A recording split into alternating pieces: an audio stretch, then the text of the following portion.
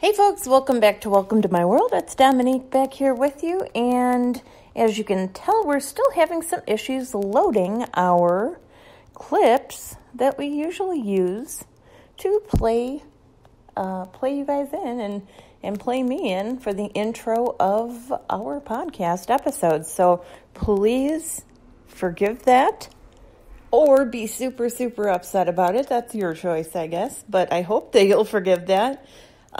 So what we're going to talk about today is definitely more of a sort of ranty / fun topic, and I really would like to hear from listeners on this because, okay, to me, you guys, just a little bit of tea right here. This is the bane of my existence. Shit gets real. If you pick up the phone and you're trying to call me because you done saw a bluebird outside, or you almost hit a squirrel. Ooh, girl. Oh, let me tell you something. But, I didn't used to be that way. Especially as a teenager, or as, not so much when I got into college, really, because I think that's when, for me, my time really went from like minimal to non-existent. Like a little background on me. I've always had a really insane work ethic. I worked a full-time job in high school, not because I had a poor family or something, and I do recognize my privilege in saying that, by the way. But because I needed to prove to myself that I could do it. I needed to save. I needed to get ahead. I needed to accomplish. And I needed to create. And that is, in effect, who I am and what I'm about. I'm about that hustle. I am about laying down a ton of quality, intense work and making stuff happen. I don't sit back and rest on my laurels. I don't sit around and do nothing. I don't get bored. I haven't been bored in my life. I ain't ever going to be bored because I'm a self-driven, self-sufficient person. And I think a lot of people are like that. I am not in any way trying to say, I'm better than other people or I'm an outlier. Oh, no. A lot of people are like that. But in high school, like I mentioned, I worked a full-time job while going to school. And when I moved on to college, I was getting up at 3 a.m. to go to early classes and then go to work and then go to late classes. And, it was really intense. I definitely at that time started to rely more on texts. Okay. So I started to see the value in texts and in emails.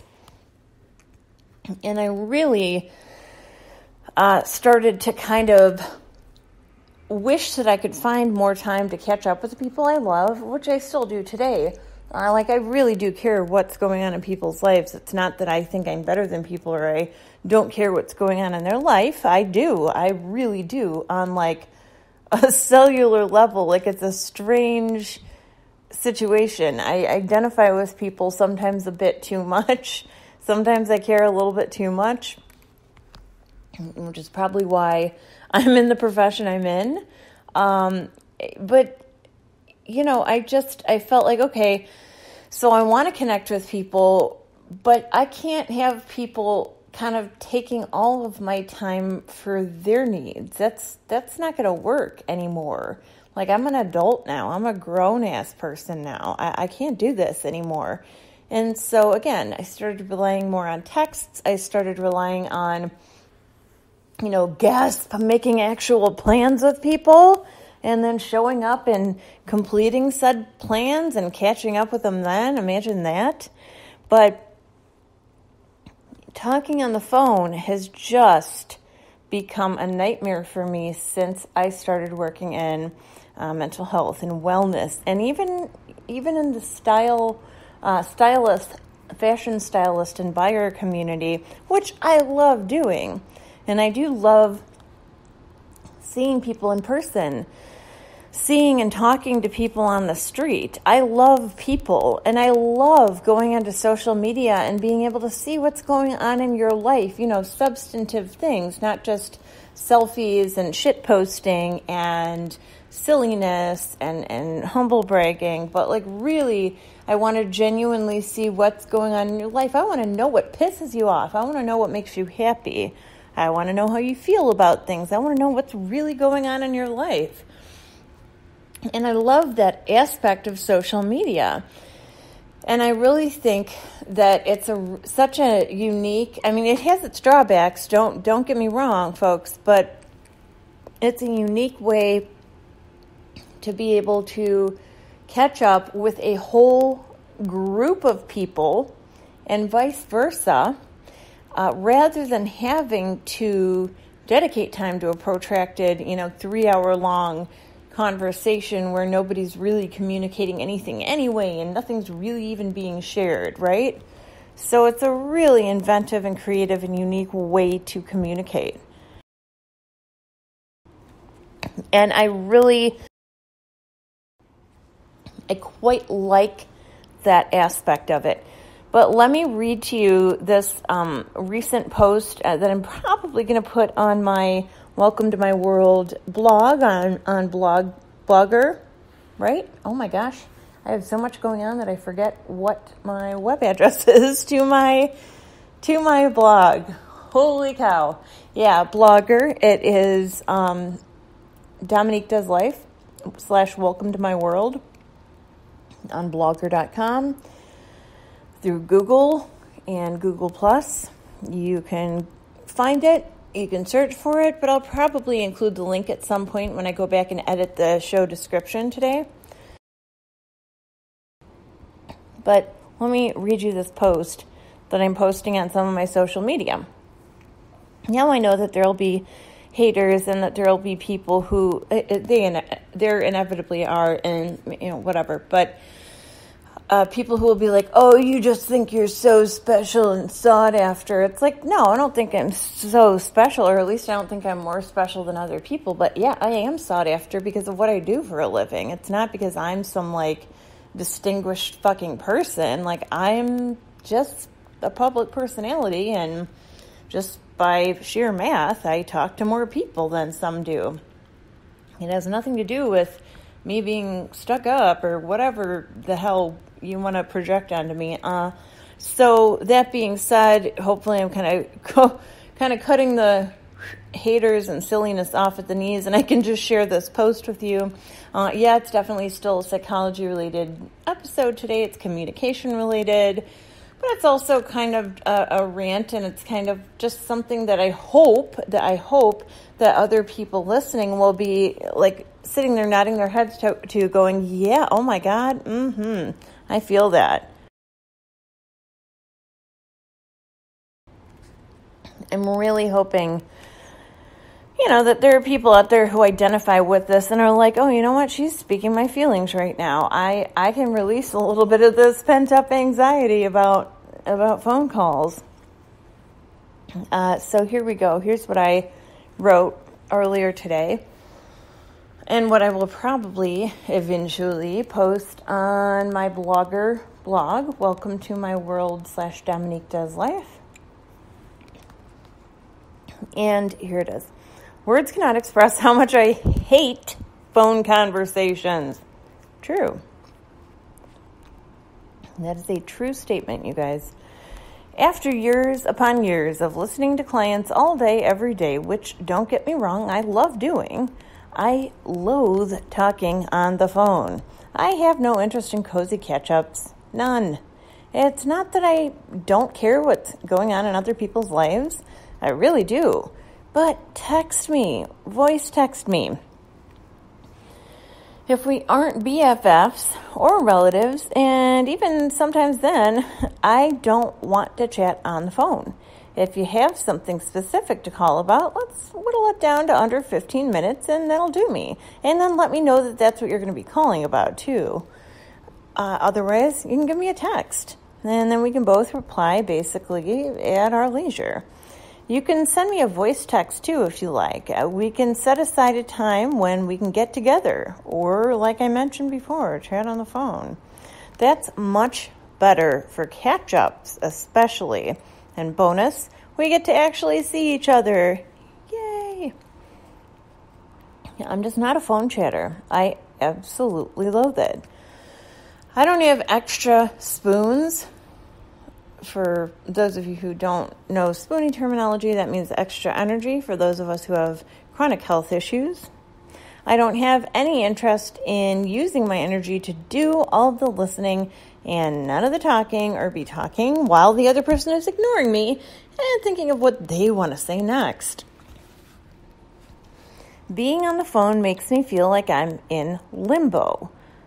I'm neither here nor there. When I'm on the phone, I feel so bound by politeness and by convention. And folks, I really do. I feel so bound by politeness and by convention and by having to say the right thing and respond the right way, lest somebody feel like I wasn't listening. That I will literally bend over backwards to make the other party feel comfortable, even if I'm totally uncomfortable and itching to hang up.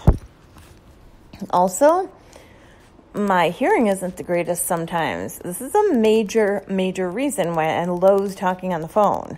With my health issues, which include migraine, visual migraine, auditory migraine, ear infections, and a brain cyst, which doesn't impair my brain function, but, it can cause migraines, and I get auditory migraines, like I just mentioned. For those reasons, I don't feel super physically comfortable talking on the phone either, in addition to not feeling mentally comfortable. Well, there is definitely the odd person who possesses a severely underrated skill of active listening. Active listening, you guys. These saints are few and far between. Even when people do, it can still be too much. I talk to dozens, sometimes hundreds of clients per day.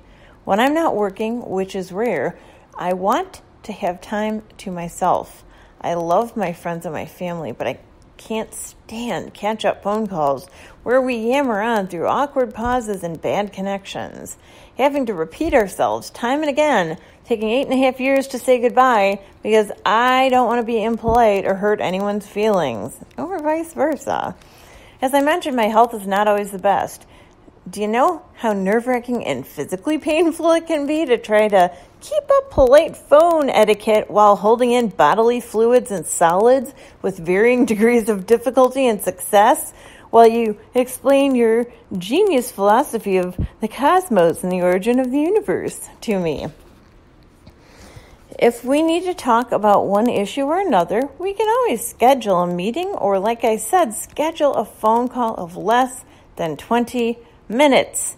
I don't want to rehash and go over pleasantries, and I'm not able to give free therapy or be a sounding board, as so many people ask me to do.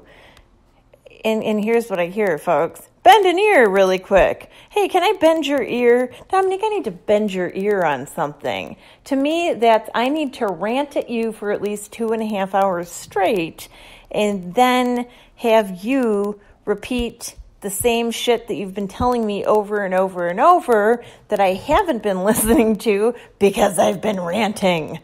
I'm glad that's therapeutic for you, but go to a therapist or perhaps talk to somebody who doesn't do wellness, mental health, dealing with one-on-one clients day in and day out for a living. Like I've said before, expecting that from someone is akin to expecting a hairstylist to come home after work and cut your hair for free because it's relaxing and therapeutic for you, and because, don't you know, friends braid each other's hair. No. Au contraire. Don't do that. It's like asking your massage therapist boyfriend to, just give you a free foot rub because you're tired and you were on your feet all day. Well, guess what? So were they. And this is what they've been doing all day. And they probably need to kind of rest their hands a bit.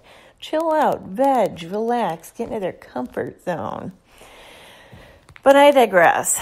So I just want to be able to sit quietly for the 2 actual seconds I have to myself. That's not to say I'm not willing to schedule time to see folks or attend get-togethers or return texts on my time, like when I feel able. And I don't begrudge other people who feel the same way. I am with them 100%. I respect that. It's not like I have a different, it's not like I have a sliding scale where, what's good for the goose isn't good for the gander. No. I definitely respect other people's decision to not talk too much on the phone either. I have a couple of spoony friends. My best friend, Carrie, and I actually are like 100% so much on that same wavelength. And I want to hear your experiences, you guys, too, and your stories, too. Well, but we're so much on that same wavelength. Like, she's one of the only, she and my friend Kay and maybe like my mom, my grandma, are maybe my cousins are the only people I will absolutely always pick up for. Unless, of course, I'm just not physically feeling well or I'm just super duper stressed. I mean, that's a time when I'm not going to be able to help them out.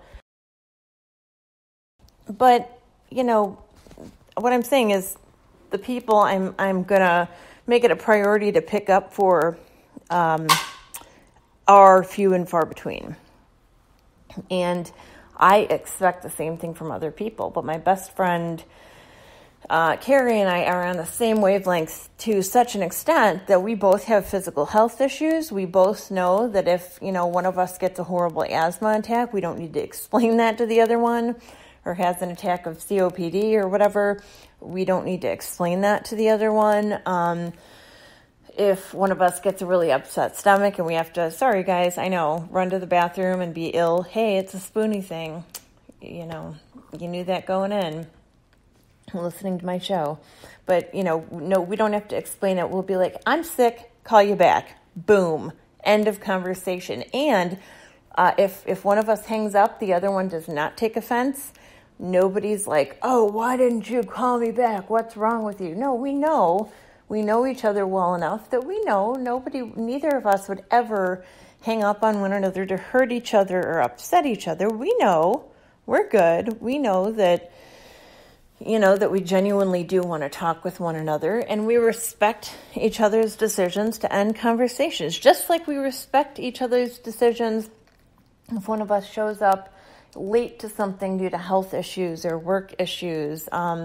If one of us is not able to make it to something due to similar issues, there's no expectation. There are no formalities to go through. It's just, it's freeing. And with most people, especially for the following reason, that they don't know you that well, you have to go through all of these sort of tiresome social conventions. Now, Bob, it's not that I don't want to talk more about your dog's dermatitis, but I have to take a shit. Do you feel me? Now, Sarah, I really would like to hear more about your grandmother's pubic lice, but I have really got to pee. I mean, you don't have to do that with people who know you and who you know. And even with some friends and family members and people who you've known for a long time, you have to go through all of those conventions. And I think it's irritating just to a normal person, but to a spoonie, to someone with health issues, particularly those that crop up without warning, it's frustrating and it's exhausting and it's upsetting and it's degrading and it takes energy. On top of that, like I do, have to work day in and day out talking to dozens, if not hundreds of clients every day. and literally listening to their life stories, which I love doing. I am not in any way denigrating my clients or trying to dismiss my clients or belittle their importance. Just don't get me wrong there. But, when you do that all day in, day out, every single day, and all you're doing is memorizing people's life stories, thinking about other people's problems and challenges and issues, listening every day, all day for sometimes 16, 18 hours a day, you can imagine why talking on the phone, and again, no offense, but likely listening to somebody's problems, listening to someone rehash a certain story or event, why that would be extremely frustrating and make you feel unappreciated and unheard. I also think that not everybody has the level of sort of social grace and empathy that I have painstakingly taught myself to have over the years. I try my darndest when I'm talking with people to lend a truly empathetic, actively listening ear. And I know that I'm not doing that for reward of any kind. I just want that person to feel heard and to be happy and to be satisfied with our interaction and feel like they communicated what they needed to. But oftentimes, because I am, I guess, so adept at doing that, my part of the conversation gets totally overlooked. And, not calling anyone out. I'm not saying anything negative about anyone. It's just, I think, a hazard of doing what I do for a living. And so when I am giving my all to that person and they don't even so much as ask, how are you? And wait for me to answer, that's really demoralizing. And that's actually kind of hurtful.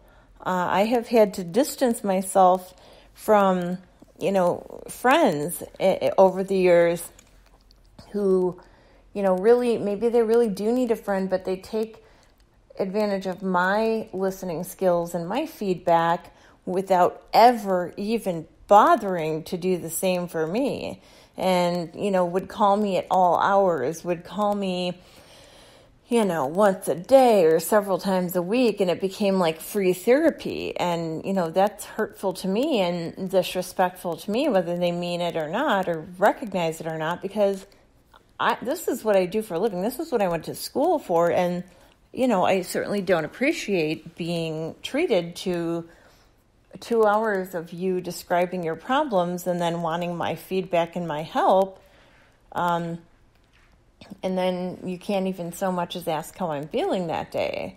And I get it. People get caught up in their issues and their problems. But, it does compound the situation, at least for me, when, on top of doing this almost chore that you just hate doing, you then have to walk that minefield of talking to people who are absolutely clueless about genuine two-sided social interaction and what that entails and what a respectful, deep, caring, empathetic conversation should entail.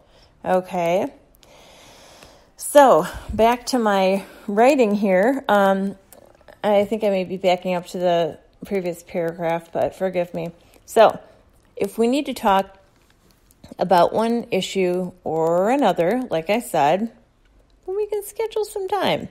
That's not to say I'm not willing to schedule time to see folks just because I want to be left quietly when I do have some valuable free time, which I normally don't. That's not to say I'm not willing to schedule time to see folks or attend get-togethers or schedule get-togethers or return texts on time or anything like that. It's not that. That's actually a really big thing that I hope people will understand about me. I do enjoy getting back with people, but, again, doing what I do and being just, a slight bit of a public personality,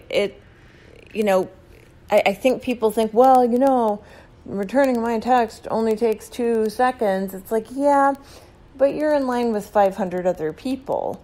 So I'm supposed to take 1,000 seconds to return everyone's text, and I've got to do that thoughtfully and cogently and make sure that I'm talking to the right person and saying the right thing. I mean, God, that's stressful. Some texts and messages, I don't return because I would go insane if I did that. I'm not at the point where I have a manager to skim all of my texts and my inboxes for me. Like, I'm doing this all myself. It's stressful. And again, this is what I chose to do for a living, and I love it. But, let's have some empathy for the situation, because it's a tough one to be in sometimes. There are benefits. I love it, but it can be tough. It can be a tough time. And I think, neglecting our own boundaries in favor of seeming nice, first of all, that's disingenuous. And I'm not here to bullshit people. My clients, my listeners, my viewers, you guys, my friends, obviously, my family, you know me better than that. That's just not me. I'm not here to bullshit anyone. I'm not here to tickle anyone's ear. I'm not here to blow smoke. So I'm going to be real with you, and I'm going to be as empathetic as possible, but I'm going to tell you my boundaries, and if you don't follow them and respect them, there may well be an issue, and that issue may end up with us not being able to continue to talk. And that's okay. And that's okay. Maybe we're just two different people with different boundaries. But, it can get to the point where even the inbox can become really daunting. You've got thousands of messages sitting there waiting for you. You've got hundreds of messages sitting there waiting for you. And then you've got people going, why won't you return my text? It'll just take 2 seconds. And it's like, oh, honey, yeah, everybody thinks that. I have to decide each and every day whose messages are the most important to return that day. And some are going to fall by the wayside. And that's not a slight to you. That's not saying you're unimportant. But it is saying that taking care of me and respecting my own time and energy is important, right? That's what it's saying. It's not saying anything about you. And if you really do need me, all you need to do is shoot me that text, or if it's a true emergency, call me, obviously.